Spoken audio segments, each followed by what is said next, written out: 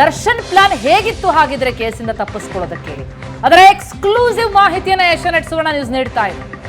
ಮೊದಲು ರೇಣುಕಾ ಸ್ವಾಮಿಯ ಶವ ಬಿಸಾಡೋದ್ರಲ್ಲಿ ಪ್ಲಾನ್ ಆಗುತ್ತೆ. ಎಲ್ಲೂ ಕಾಣಬಾರದು ಆ ಕಡೆ ರೇಣುಕಾ ಸ್ವಾಮಿಯ ಶವ ಬಿಸಾಡುವ ಪ್ರಯತ್ನ. ಶವ ಬಿಸಾಡೋದ್ರಲ್ಲಿ ಸಾಕಷ್ಟು ಕನ್ಫ್ಯೂಸ್ ಆಗ್ಬಿಟ್ಟಿದ್ರು ಆರೋಪಿಗಳು. ಸುಮನಹಳ್ಳಿ ಬ್ರಿಡ್ಜ್ ಬಳಿ 3 ರೌಂಡ್ ಗಾಡಿ ಸುತ್ತಾರೆ. ಕೊನೆಗೆ ತಲೆ ಕೆಟ್ಟು ಸುಮನಹಳ್ಳಿ ಮೋರಿ ಬಡಿ ಹಾಕಿ ಎಸ್ಕೇಪ್ ಆಗ್ಬಿಡ್ತಾರೆ.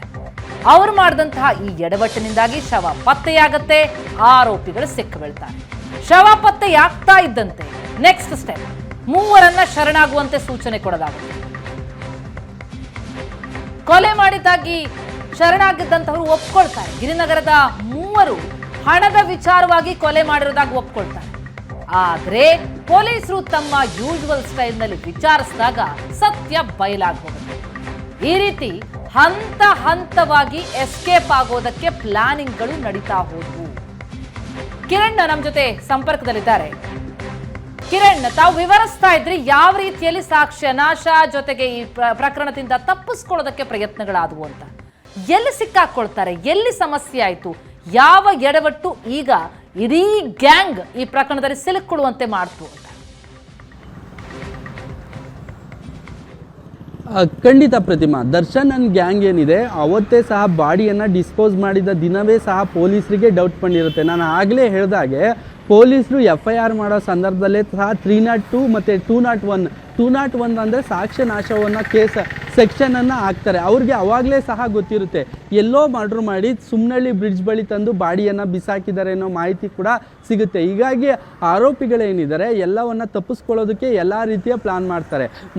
ಶೆಡ್ನಲ್ಲಿ ಮರ್ಡರ್ ಆದ ನಂತರ ಆರೋಪಿಗಳೇನಿದ್ದಾರೆ ಒಂದೊಂದು ಹಂತದಲ್ಲಿ ಪ್ಲಾನ್ ಮಾಡ್ತಾ ಹೋಗ್ತಾರೆ. ಶೆಡ್ನಲ್ಲಿ ಆರೋಪಿಗಳು ಆತನಿಗೆ ಹೊಡೆದು ಟಾರ್ಚರ್ ಕೊಟ್ಟರು, ಕರೆಂಟ್ ಶಾಕ್ ಕೊಡ್ತಾರೆ, ದೊಣ್ಣೆಯಿಂದ ಹೊಡಿತಾರೆ, ಮರ್ಮಾಂಗಕ್ಕೆ ತುಳಿದು ಬರ್ಬರವಾಗಿ ಹತ್ಯೆ ಮಾಡ್ತಾರೆ. ಹತ್ಯೆ ಮಾಡಿದ ನಂತರ ದರ್ಶನ್ ಕೂಡ ಟೆನ್ಷನ್ ಆಗ್ತಾರೆ, ಮೈಸೂರಿಗೆ ಹೋಗ್ತಾರೆ.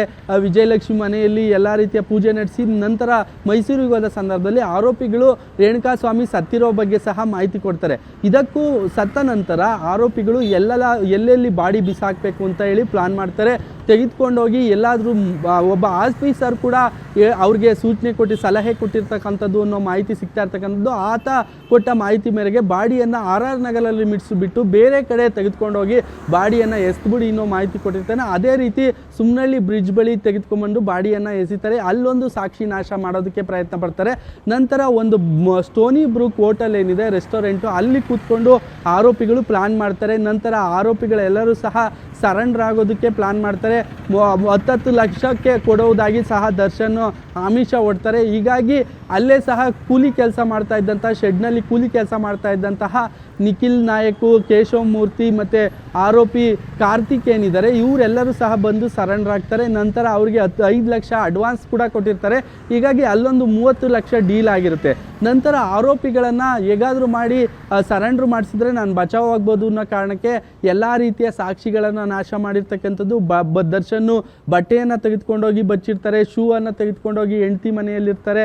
ಮತ್ತು ಆರೋಪಿಗಳಿಗೆ ಆ ದುಡ್ಡಿನ ಆಮಿಷ ಕೊಡ್ತಾರೆ. ಮತ್ತು ರಾಜಕಾರಣಿಗಳನ್ನು ಭೇಟಿ ಮಾಡಿ ಅಲ್ಲಿ ಅವ್ರಿಗಿಂದ ಪ್ರೆಷರ್ ಹಾಕೋ ಕೆಲಸವನ್ನು ಮಾಡ್ತಾರೆ. ಒಂದು ಹಂತದಲ್ಲಿ 128 ಬಾರಿ ಒಬ್ಬರು ಆಫೀಸರ್ಗೆ, ಒಬ್ಬ ಮಿನಿಸ್ಟ್ರು, ಇಬ್ಬರು ಕಾಂಗ್ರೆಸ್ನ ರಾಜಕಾರಣಿಗಳು, ಒಬ್ಬರು BJPಯ ರಾಜಕಾರಣಿ ಸಾಕಷ್ಟು ರೀತಿಯಲ್ಲಿ ಒತ್ತಡ ಹಾಕಿರ್ತಕ್ಕಂಥದ್ದು ಗೊತ್ತಾಗುತ್ತೆ.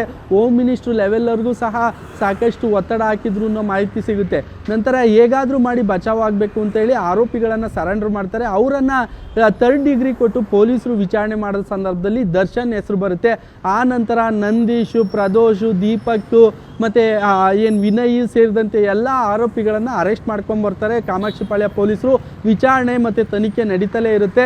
ಸರ್ಕಮ್ಟೆನ್ಸ್ ಎವಿಡೆನ್ಸ್ ಏನಿರುತ್ತೆ, CCTV ಆಗಿರ್ಬೋದು, ಶೆಡ್ನಲ್ಲಿ ಸಿಕ್ಕಂಥ ಲಾಠಿ ಆಗಿರ್ಬೋದು, ಈ ಥರ ಬೆಲ್ಟ್ ಆಗಿರ್ಬೋದು, ಇವೆಲ್ಲ ಮತ್ತು ದರ್ಶನ್ ಓಡಾಡಿರ್ತಕ್ಕಂಥ CCTV ಫುಟೇಜ್ ಆಗಿರ್ಬೋದು, ದರ್ಶನ್ ಕಾರು ಮತ್ತು ಸ್ಕಾರ್ಪಿಯೋ ಓಡಾಡಿರ್ತಕ್ಕಂಥ CCTV ಫುಟೇಜ್ ಎಲ್ಲವನ್ನು ಕಲೆಕ್ಟ್ ಮಾಡ್ತಾ ಹೋಗ್ತಾರೆ. ಹಾಗಾಗಿ ಆರೋಪಿಗಳ ಹೇಳಿಕೆ ಮತ್ತು ದರ್ಶನ್ ಓಡಾಡಿರ್ತಕ್ಕಂಥ CCTV ಮತ್ತು ಸಾಕ್ಷ್ಯ ನಾಶಕ್ಕೆ ಪ್ರಯತ್ನ ಪಟ್ಟಿರ್ತಕ್ಕಂಥದ್ದು, ಕಾಲ್ ಡೀಟೇಲು, ಟವರ್ ಡಂಪ್ ಮಾಡಿದ ಸಂದರ್ಭದಲ್ಲಿ ಆರೋಪಿಗಳ ಜೊತೆ ದರ್ಶನ್ ನಿರಂತರ ಸಂಪರ್ಕದಲ್ಲಿರ್ತಕ್ಕಂಥದ್ದು ಎಲ್ಲ ಮಾಹಿತಿನ ಕಲೆಕ್ಟ್ ಮಾಡಿ ದರ್ಶನನ್ನು ಅರೆಸ್ಟ್ ಮಾಡ್ಕೊಂಬರ್ತಾರೆ. ಈ ವೇಳೆಗಾಗಲೇ ದರ್ಶನ್ ಎಲ್ಲ ರೀತಿಯ ಪ್ರಯತ್ನ ಮಾಡಿರ್ತಾರೆ.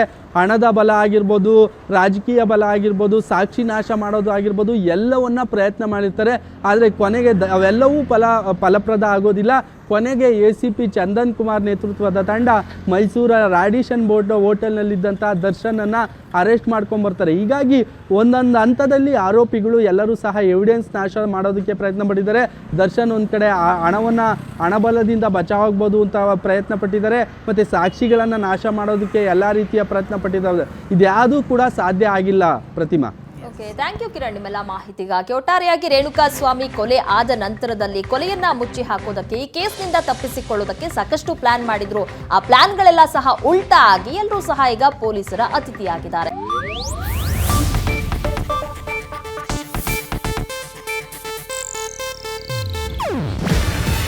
ಇದು ಏಷ್ಯಾನೆಟ್ ನ್ಯೂಸ್ ನೆಟ್ವರ್ಕ್ ಪ್ರಸ್ತುತಿ. ನೀವು ನೋಡ್ತಿದ್ದೀರಾ ಏಷ್ಯಾನೆಟ್ ಸುವರ್ಣ ನ್ಯೂಸ್.